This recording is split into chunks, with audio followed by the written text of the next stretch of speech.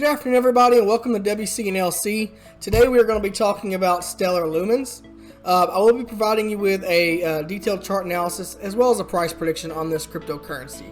I want to go ahead and say I appreciate each and every one of you helping me hit that 10 subscriber mark. I know I'm a new channel, so kind of building that strong community does take some time. But my next goal is to get 100 subscribers and 100 likes. So if you can please take a few seconds and hit that like button, smash that subscribe button, hit that alert icon so that way you can be made aware of when I upload future content. I would greatly appreciate it. Yes! Alright, let's go ahead and break down into this. Okay, so what is Stellar? We need to make sure we understand what Stellar actually is. So I'm going to read directly from the Stellar website, and I'm going to play a video that kind of breaks Stellar down in detail. And then we'll go into the current ranking and then chart analysis, okay? So, Stellar. Intro to Stellar. Stellar is an open source network for currencies and payments. Stellar makes it possible to create, send, and trade digital representations of all forms of money. Dollars, pesos, bitcoins, pretty much anything. It is designed so that all the world's financial systems can work together on a single network. Stellar has no owner. If anything, it's owned by the public. The software runs across a decentralized open network and handles millions of transactions each day. Like Bitcoin and Ethereum, Stellar relies on blockchain to keep the network in sync, but the end user experience is more like cash. Stellar is much faster, cheaper, and more energy efficient than typical blockchain-based systems.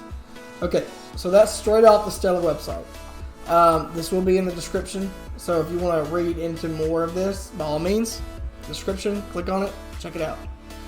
Alright, so what we're going to do now is we're going to go ahead and play this video. This is a YouTube video, so I am going to respect the creator of Lumenauts. I will put his channel in the description, as well as the link to this video in the description as well, just so I can avoid any kind of issues with YouTube.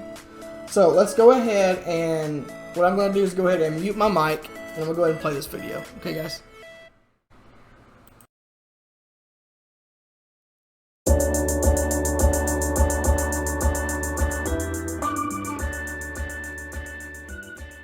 Stellar makes sending money as easy as email. To understand what Stellar is and what problems it solves, it helps to start with how payments work today. If you and I are in the same place, it's easy for you to send me money. We can just exchange cash. It's instant and it's free. Even if we are at the same financial institution, it's still simple. The internal ledger of accounts is updated, subtracting from my account and adding to your account. Things become more complex when a transaction involves multiple financial institutions. My bank doesn't have a formal relationship with your bank, so that means the money has to be routed through middlemen, adding fees and delays. And things get convoluted when I'm holding one currency and you prefer another. There has to be a conversion in the middle, exposing you to third parties and currency volatility. This friction is most felt by the poor, who are transferring smaller amounts. The average remittance fee is around 8 to 9%. This friction causes money to move today as if the internet doesn't exist, and this is the problem that Stellar sets out to solve. A good way to understand the current state of payments is to explore how email has evolved from complexity to simplicity by implementing an open internet protocol. In the early days of electronic messages, if we were on the same computer, it was simple to send a message. I would just leave the message on the computer and you'd see the message the next time you got on. When we were on the same local area network, it was also fairly simple. I would just send a message over our local area network and you would receive the message. Things got more complex when we had different networks that were using different protocols. You'd have to route the messages through the networks, and if there was ever a problem, you wouldn't know if your message was delivered or not. This complexity was eliminated when the Simple Mail Transfer Protocol, or SMTP, was introduced in the 80s. SMTP provided this open standard for sending messages around the internet. Now anyone can send a message to anyone seamlessly. As great as SMTP is, sending money is more complex than sending email. First, how do you digitally represent all currencies and assets? Second, how do you make all these different currencies interchangeable? It shouldn't matter if you are using one and I'm using another. We need to be able to transact across currencies. And third, unlike email, where I can send the same message to multiple people, I should not be able to send $20 to you and then turn around and send the same $20 to somebody else. To solve these three primary problems, Stellar provides a three-layered protocol. To solve the first problem of representing any asset, Stellar uses anchors. Any entity can issue a token on the Stellar ledger, and we call these issuers anchors. Just as you give a bank cash and see it show up in their bank account in digital IOU form, you give Stellar anchors assets, and they tokenize those assets on the Stellar network. For example, remittance companies issue fiat, and exchanges issue crypto on the network. You can simply send one of those tokens from one account to another. To solve the second problem of interchangeability, Stellar provides a built-in decentralized exchange. Offers to trade one token for another are represented as an order book built into the Stellar ledger. The transaction through the DEX can have up to 6 hops. So if the best payment path goes from the Nigerian Naira to Bitcoin to Lumens to the Chinese Yuan, the network will automatically perform that asset transfer in one atomic transaction. And Layer 3 solves the third problem, preventing double spending at scale using the Stellar Consensus Protocol, or SCP.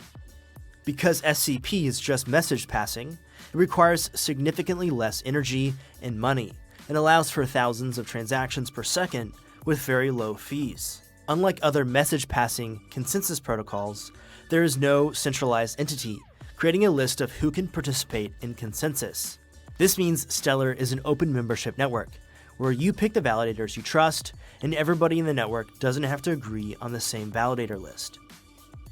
Together, Stellar's anchored assets, decentralized exchange, and scalable consensus model make sending money as easy as email, operating behind the scenes like email's SNTP and creating financial inclusion for the unbanked. Alright guys, well that was Stellar broken down into further detail. Okay, so let's go ahead and go to CoinGecko, which is also in the description. CoinGecko gives me the idea of where these currencies are by market cap and where their ranks are. So basically, Stellar is ranked number 11 with a market cap of over $11 billion. It's setting at 51 cents for the day so far. It's up 13.5% for the 7-day, 2.2% for the 24-hour, and 1.2% for the 1 hour. But just like I said, if you want to see this stuff and go look through all these different coins, this will be in the description as well. Okay, let's go ahead and do the price prediction and chart analysis. So as you can see, we are having some consolidation here with XLM, and what I'm going to do is I'm going to draw a ascending triangle, because we are going into an uptrend, and I can definitely see an ascending triangle here forming. So what I do is I basically draw a ascending area of support based on at least 2 touches of lows, of lows. And then I take a high, and I get 2 touches on the high. Let's see here. And that gives me a trend or an idea of where it's going. This is called a descending area of resistance. Away. Okay, so as you can see here, it's coming into a pinch point. Okay, when it gets to that pinch point, it's either going to go up or down. And this is good. It shows that we are in an uptrend. We're definitely making higher lows. Okay, that's good. That means we are going into an uptrend. But what I like to do is I like to see where it's fighting at. So what I use is the Fibonacci retracement tool. It gives me an idea of supports and resistance. Okay, support is like your floor, resistance is like your ceiling. Okay, so let me go ahead and draw that out. Okay. Take this lower here. Push that up. Let me move this over. Okay, there we go. As you can see, we are actually fighting at this 51 cent mark at the 0.5 Fibonacci resistance line. Okay, as you can see, we came up and tested it 3 times. What I think is about to happen is I think we're going to go ahead and break out of this, because if I go back and look here, I can see we've tested it once, failed, once, failed, Okay, this one's once, twice, 3 times. Okay, that we're obviously going to break this resistance. Okay, when we break that, usually the first thing we go up and test is the previous high in the resistance area, or well, in the next area up. So basically, the previous high I'm seeing is around about 52 cents. So if that's where we're going to come up and test, which is actually right around my descending area of resistance. So that's great. This shows me that my ascending triangle is actually working really well. If we can pass this right here, guys, we're going to come up and test that next high, which will probably be around 54 cents. But we'll have to break through this resistance first. Okay, if we come up and test this and we start coming back down, we're probably going to come down and test the support.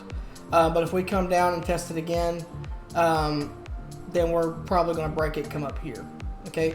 Always understand that to give you a firm area of support, you want to see at least 3 touches. Okay, so like basically, let's say this right here is a support, right? We see it touched it, once, failed. Excuse me, let me refresh that. See, once, twice, 3 times. So this is a verified area of support. Okay. Now, if we can do that up here, then we know it won't come back down here unless we see some massive retracement. But in order to have a massive retracement, we have to have a pump. So, but what I'm expecting to happen, based on what I'm seeing here, is I'm expecting XLM to come up. I'm expecting it to go ahead and pass this resistance, and I am expecting it to come around to test the 52 cent mark. And I honestly believe, what is today, the 19th? Let's see the last time we had any kind of volume here. 15th, 19th, 4 days. We are building volume down here. I can see the volume being built. I would say by Monday. By Monday, we're going to come up to around the 53, 54 cent mark. Is that the high right there? 54 cents. I would say no later than Monday, we're going to be at the 54 cent mark. Unless we receive some kind of massive pump.